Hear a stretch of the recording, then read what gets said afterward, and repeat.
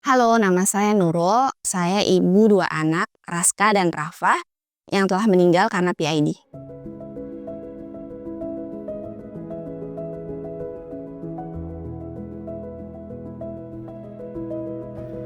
Waktu anak saya lahir itu semua keadaannya normal dan baik. Tetapi setelah 1 bulan, itu 2 bulan tuh mulai demam tinggi. Kita tidak tahu itu kenapa. Dokter bilang, oh mungkin hanya ada infeksi. Lalu di umur 3 bulan demam tinggi dan harus dirawat. Dan situ tuh dokter tidak tahu harus diagnosa apa. Karena kita berkali-kali bolak-balik dokter pula dan gak ada jawaban yang pasti itu kenapa. Kami berdua memiliki anak-anak yang terdiagnosa imunodefisiensi primer.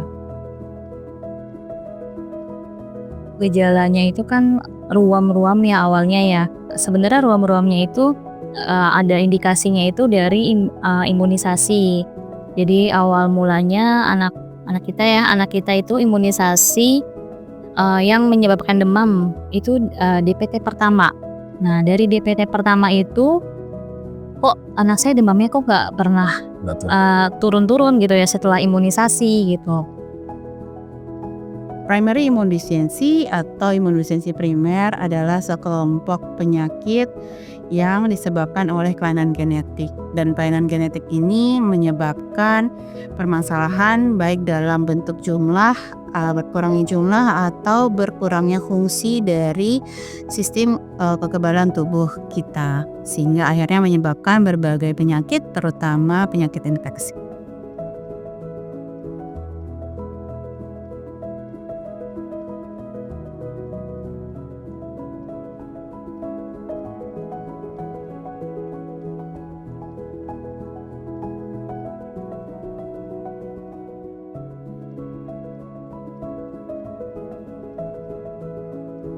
Kiara itu lahir normal, gak ada apa-apa, seperti bayi sehat pada umumnya.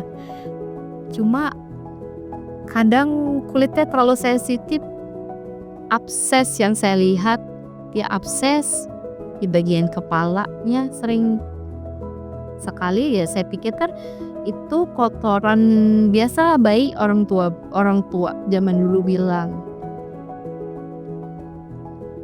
Akses terhadap pemeriksaan diagnostik juga masih sulit, terutama di Indonesia. Hanya sedikit lab-lab di Indonesia atau layanan kesehatan yang memiliki fasilitas untuk melakukan pemeriksaan imunologi yang kemudian dapat mengarahkan ke diagnosis imunodefisiensi primer. Imunodefisiensi primer sangat banyak ragamnya. Ada beberapa penyakit yang bisa ditangani secara definitif, dalam artian anak tersebut bisa sembuh, tetapi ada juga yang bisa ditangani dengan pemberian obat-obatan seumur hidup. Pesan saya untuk orang tua di sana, jangan pernah menyerah. Kemudian kita sebagai ibu harus mempunyai insting yang kuat terhadap anak-anak kita. Catat gejala apa saja ketika anak kita sedang sakit. Kemudian kita mengedukasi diri kita sendiri dengan mencari jawaban-jawaban misalnya melalui internet, web atau yang lainnya. Kemudian kita juga harus mencari support system, yaitu melalui bergabung dengan komunitas PID.